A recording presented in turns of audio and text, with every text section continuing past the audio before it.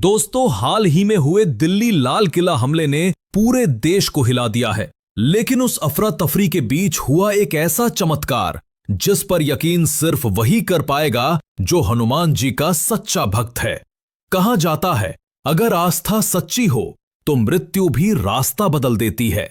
तो आइए जानते हैं वो रहस्यमयी कहानी जिसमें एक छोटी बच्ची की प्रार्थना ने अपने मां पापा को मौत के मुंह से बचा लिया। और अगर आप भी हनुमान जी में विश्वास रखते हैं तो कमेंट में जरूर लिखें, जय बजरंगबली। दिलीप और सुधा की शादी को आज पूरे 10 साल हो चुके थे। देखने में दोनों एकदम आदर्श जोड़ा लगते थे, पढ़े लिखे, नौकरी पेशा और समाज में इज्जतदार। लेकिन इस खुशहाल तस्वीर के भीतर एक छोटी सी दरार थी। उनकी कोई संतान नहीं थी। हर त्योहार, हर पारिवारिक कार्यक्रम में कोई ना कोई पूछ ही लेता, अरे अभी तक बच्चा नहीं हुआ क्या? दिलीप हंसकर टाल देता, पर सुधा की मुस्कान उस सवाल के पीछे कहीं खो जाती। समय बीता और आखिरकार किस्मत मुस्कुराई। सुधा गर्भवती हुई।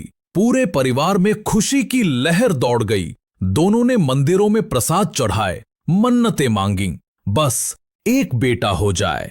उन्हें बेटी बेटे से फर्क नहीं पड़ना चाहिए था, पर मनुष्य का मन आखिर मनुष्य ही होता है। 9 महीने बाद एक प्यारी सी बेटी ने जन्म लिया। उसका नाम रखा गया सिया। सिया की आंखें चमकती थीं, जैसे उनमें कोई दिव्य ज्योति बसती हो। लेकिन अफसोस, दिलीप और सुधा के चेहरे पर वो चमक नहीं थी जो एक नए माँ बाप के चेहरे पर होती है। वे खुश तो थे मगर अधूरे। दिन गुजरते गए, सिया बड़ी होती गई। वो एक अजीब सी शांत बच्ची थी, न रोती न जिद करती।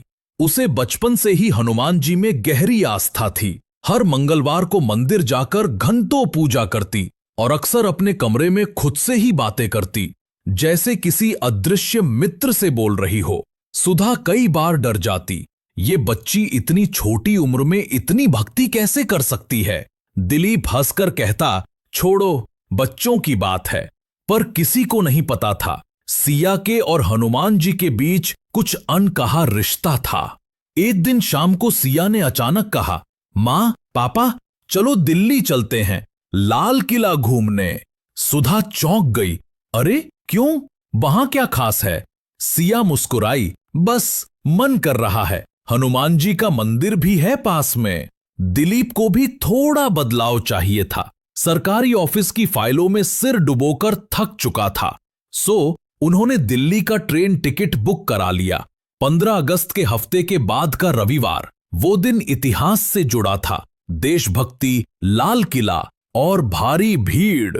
सिया उन दिनों बहुत शांत हो गई थी। हर रात सोने से पहले वो हनुमान चालीसा पढ़ती और कहती, हनुमान जी, मेरे मम्मी पापा को हमेशा सुरक्षित रखना।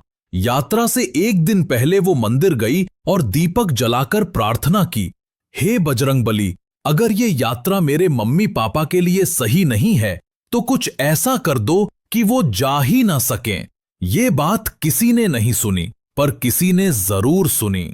सुबह सुबह स्टेशन जाने की पूरी तैयारी थी। सुधा ने बैग पैक किए। दिलीप टिकट चेक कर रहा था। ट्रेन थी नई दिल्ली इंटरसिटी एक्सप्रेस, सुबह 7:20 पर जब वो स्टेशन पहुंचे तो स्टेशन मास्टर ने बताया, सर, ये ट्रेन आज थोड़ी पहले निकल गई, टाइमिंग बदली गई थी, नोटिस लगा था। दिलीप का माथा ठनका, क्या हमारी गाड़ी छूट गई? सुधा झुंझला उठी, इतनी मेहनत से तैयारी की थी। लेकिन सिया बस चुप खड़ी थी। उसकी आंखें शांत थीं, जैसे उसे पहले से सब पता हो।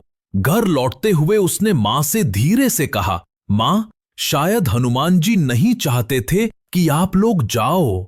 सुधा मुस्कुरा दी, तुम भी ना। पर शाम को जो हुआ उसने सब कुछ बदल दिया। शाम 7 बजे टीवी पर ब्रेकिंग न्यूज चली, दिल्ली में लाल किला के पास आतंकी हमला, दर्जनों लोग घायल, कई मृत। दिलीप ने रिमोट गिरा दिया। रिपोर्टर चीख रहा था। हमले का निशाना वही इंटरसिटी ट्रेन थी जिससे कुछ यात्री लाल किला जा रहे थे। धमाका ट्रेन के पास ही हुआ। सुधा का दिल धक से रुक गया। वो वही गाड़ी थी, वही ट्रेन जिससे वो जाने वाले थे। वो दोनों एक दूसरे को देखने लगे। शब्द नहीं, बस सन्नाटा।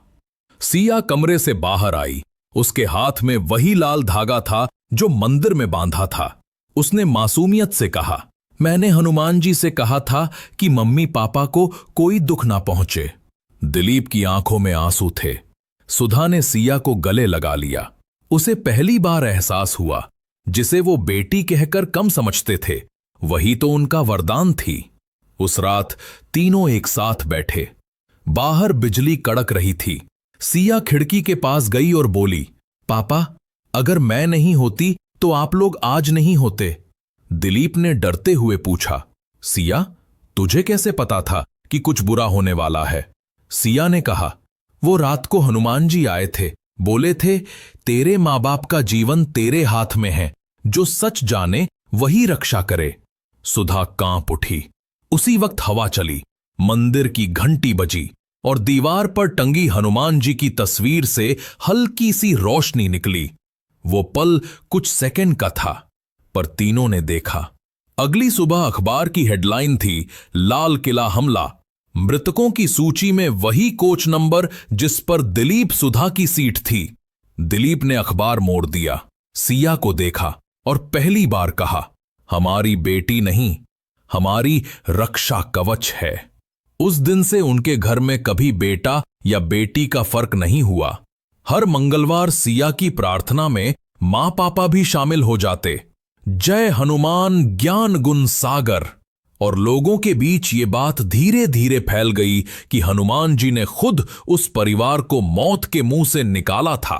कहते हैं, आज भी जब कोई बच्चा लाल किले के पास वाले मंदिर में दीपक जलाता है, तो वहां की हवा में सिया की आवाज सुनाई देती है, हे बजरंगबली, अपने भक्तों की रक्षा करना।